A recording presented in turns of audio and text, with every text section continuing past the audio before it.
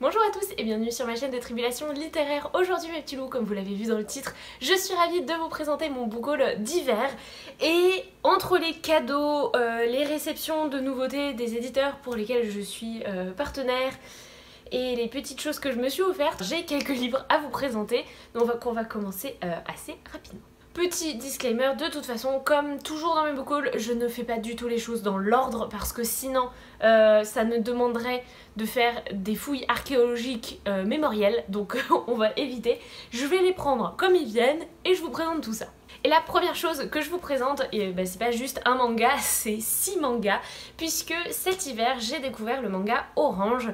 En fait, pour vous raconter la petite histoire, ça par contre je m'en souviens, je venais de terminer La Communauté des Esprits, donc le deuxième tome de la trilogie de la poussière de Philippe Pullman, et autant vous dire qu'émotionnellement j'étais un petit peu au fond du trou, je savais pas trop quoi lire, j'avais besoin de cocooning et j'ai profité d'aller chez ma médecin pour aller juste à côté au Renard Doré, donc la bibliothèque parisienne que vous suivez sans doute sur les réseaux sociaux, et si c'est pas déjà fait, franchement suivez-les, j'adore leurs avis, j'adore ce qu'ils font, ils sont géniaux, c'est juste un peu loin de chez moi, mais voilà, quand je passe dans le coin, j'aime bien aller les voir. Et donc du coup, je me suis rendue là-bas, j'ai un petit peu farfouillé et je me suis souvenue qu'Audrey avait super bien parlé du premier tome de toute la saga.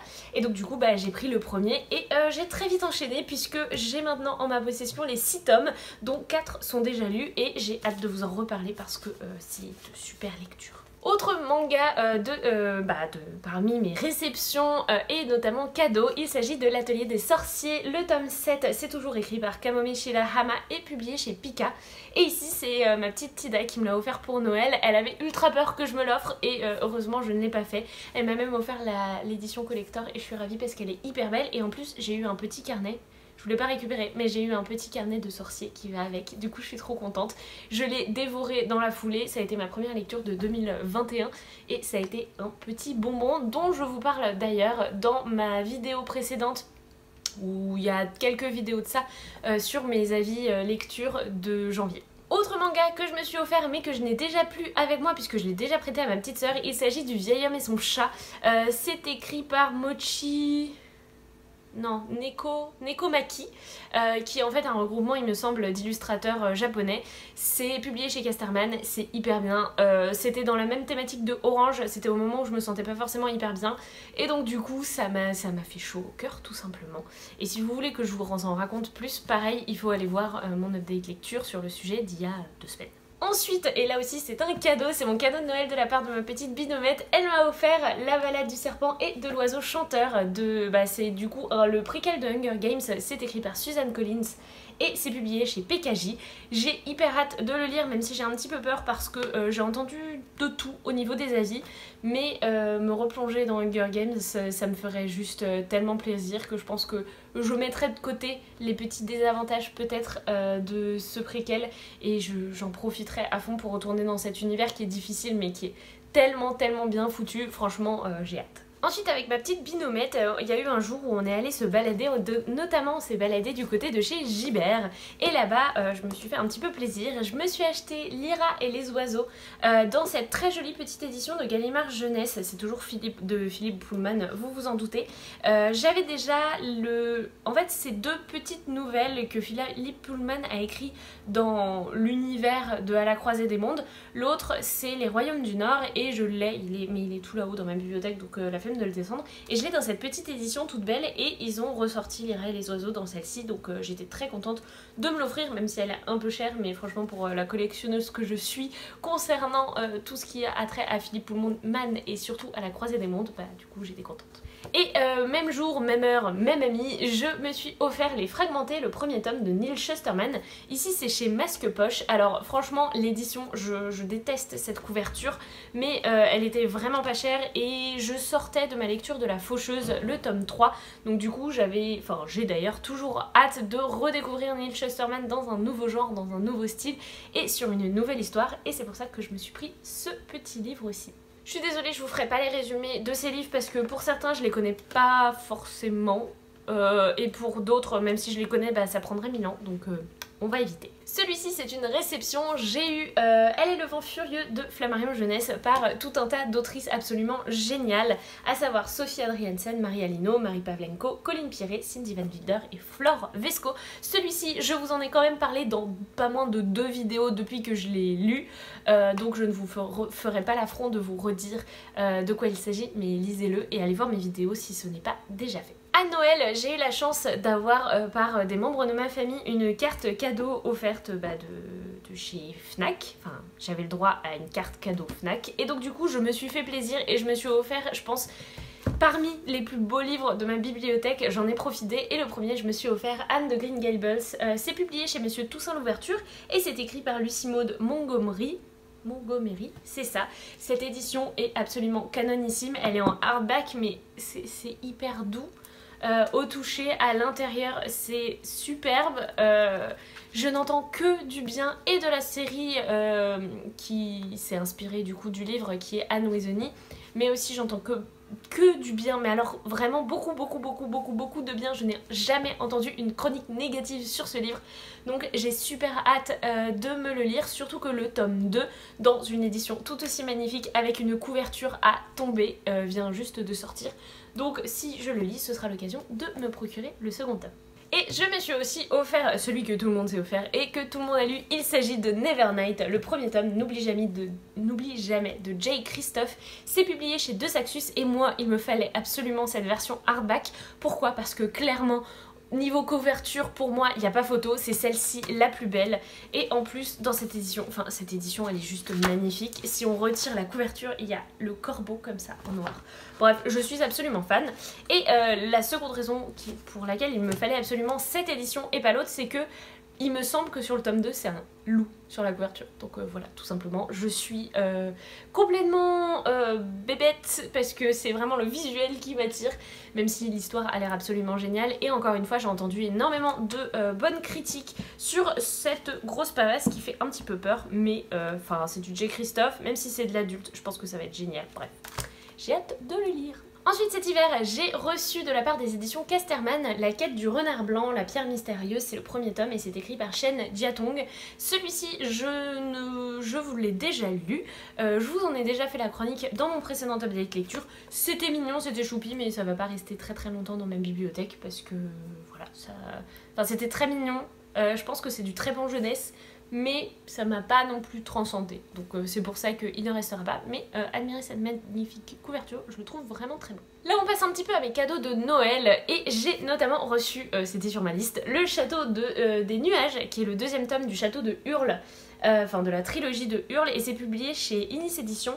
Si vous n'avez pas suivi le château ambulant, film de Miyazaki, qui est l'un de mes favoris de tous les temps, c'est inspiré de la trilogie de Hurle, mais pendant des années ce livre n'était plus édité et donc vous pouviez trouver un vieux truc de poche tout fripé et jauni à des sommes pas possibles, genre ça allait au-delà de 100 €, donc c'était juste impossible. Mais heureusement une maison d'édition toute jeune a décidé de rééditer ce livre et de récupérer les droits, et donc du coup ils ont déjà sorti le tome 2, je suis ravie d'avoir et le tome 1 et le tome 2 dans ma palle directement, comme ça je vais pouvoir les enchaîner et j'ai très hâte de découvrir cette histoire qui a inspiré Miyazaki. Autre cadeau de Noël absolument magnifique et merveilleux, j'ai reçu L'Âge d'or de Pedrosa et Morey. C'est publié chez Air Libre et celui-là ça faisait hyper longtemps qu'il me faisait envie. Je trouve que les illustrations, si vous arrivez à voir, sont absolument splendides. Ouais, vraiment je suis fan du travail, mais regardez-moi ça, c'est splendide. Bref, j'adore, je suis trop contente de l'avoir reçu à Noël, et en plus le volume 2 vient de sortir l'automne dernier il me semble, donc du coup je n'aurai pas à attendre bien longtemps lorsque j'aurai commencé le tome 1 pour découvrir le tome 2. Bref, je suis trop contente, en plus il est vraiment magnifique. Et j'ai continué à être gâtée à Noël puisque j'ai reçu les recettes des films des studios Ghibli. C'est un livre de recettes parce que j'avais mis ça dans ma liste. Moi j'adore avoir des livres de cuisine, et du coup vous avez des recettes qui s'inspirent des différents films Ghibli. Donc par exemple là vous avez le Croc de Hurle, donc vous avez le contexte inspiré par tel dessin animé, et ensuite vous avez les recettes. Et petite chose que je trouve vachement bien, c'est qu'en bas de chaque page de recettes on a des notes pour changer un peu les recettes, parce que des fois on n'assaisonne pas tout à fait de la même manière, où on découvre qu'on peut faire ceci ou cela avec la recette, donc on peut jouer un petit peu, et je trouve ça vachement bien d'avoir écrit, d'avoir cette petite case de notes. Pour l'instant j'ai testé 2 recettes, à savoir les ramen de Pognon sur la falaise qui était mais un régal, et une soupe de riz qui s'appelle Okayu et qui est dans Princesse Mononoke. Bref, c'était trop bon, c'est vachement bien, je kiffe ce livre. Autre livre de recettes, et pas des moindres, reçu à Noël, il s'agit de Cyril Lignac en cuisine, 200 recettes pour tous les jours. Vous avez vu, j'ai déjà plein d'idées de petits trucs à faire. C'est franchement de super recettes. J'en ai testé seulement quelques-unes et il y en a 200, donc il y en a encore beaucoup à tester. Mais c'est bien fait et les explications sont simples.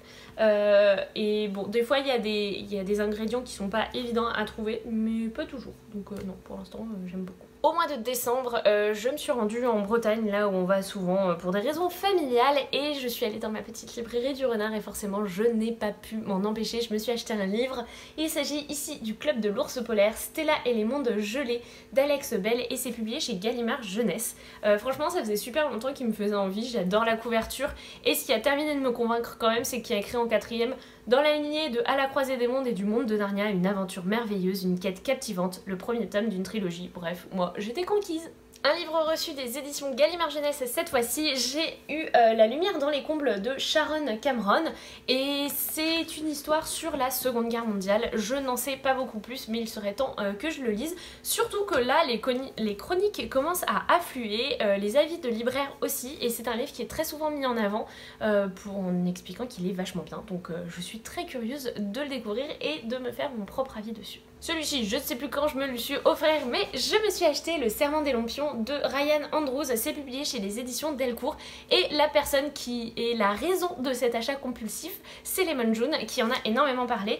Et en plus j'ai découvert il y a peu que le livre avait été sélectionné pour le prix de je sais pas quoi, mais à Angoulême, donc c'est que ça doit être vachement bien. En tout cas Lemon June en a parlé avec beaucoup d'émotion, en disant que c'était vraiment un livre qui l'avait beaucoup touché, donc je me prépare psychologiquement à déguster ce petit bonbon. Autre livre reçu des éditions Gallimard Jeunesse, j'ai eu Plus drôle que toi de Rebecca Elliott, c'est donc publié chez Gallimard Jeunesse.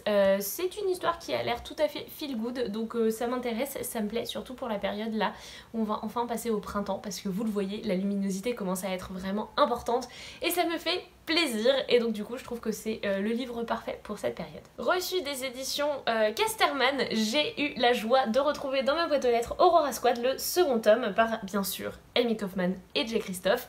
J'ai hyper hâte de connaître la suite de cette histoire, je pense que ça va être mais tellement canon. J'ai entendu que de bons avis jusqu'à maintenant.